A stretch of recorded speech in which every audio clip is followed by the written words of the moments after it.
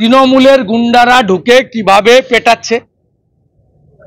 পুরুলিয়ার কাশীপুর থানা, সেখানে এসআইদেরকে কিভাবে পেটাচ্ছে আপনারা নিজেরা দেখতে পাচ্ছেন। তাই তৃণমূল করলে ধর্ষণ, খুন, তোলাবাজি সবকিছুতে ছাড় আছে।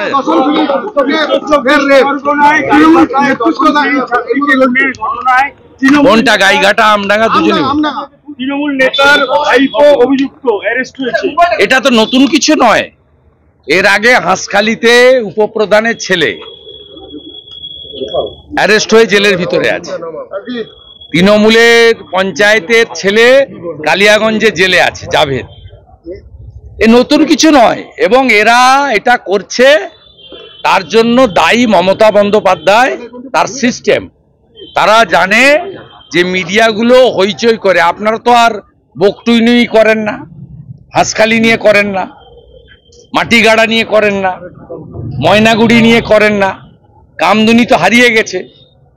ফাঁসির দণ্ডাদেশপ্রাপ্ত লোক হাইকোর্ট থেকে তার শাস্তি মুকুব হওয়ার পরে তার বাড়িতে বারাসাত পুলিশ জেলা, মানে উত্তর চব্বিশ পরগনা পুলিশ জেলার পুলিশের আর্ম পোস্টিং আছে, হাউসগার্ড পোস্টিং আছে, যাকে বারাসাত কোর্ট ফাঁসির আদেশ দিয়েছে।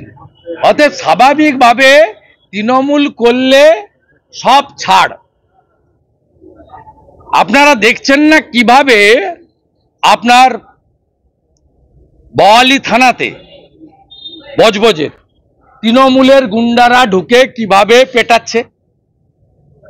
পুরুলিয়ার কাশীপুর থানা, সেখানে এসআইদেরকে কিভাবে পেটাচ্ছে আপনারা নিজেরা দেখতে পাচ্ছেন। তাই তৃণমূল করলে ধর্ষণ, খুন, তোলাবাজি সবকিছুতে ছাড় আছে। পুলিশ কেন করবে? কোনো পুলিশ চায় না তাহেরপুরের ওসির মতো অবস্থা হোক, কোনো পুলিশ চায় না জঙ্গিপুরের এসপির মতো অবস্থা হোক। পুলিশ যদি তৃণমূলের কাউকে টাচ করে তার পরিণতি হবে কম্পালসারি ওয়েটিং, নয় ব্যাটালিয়ান।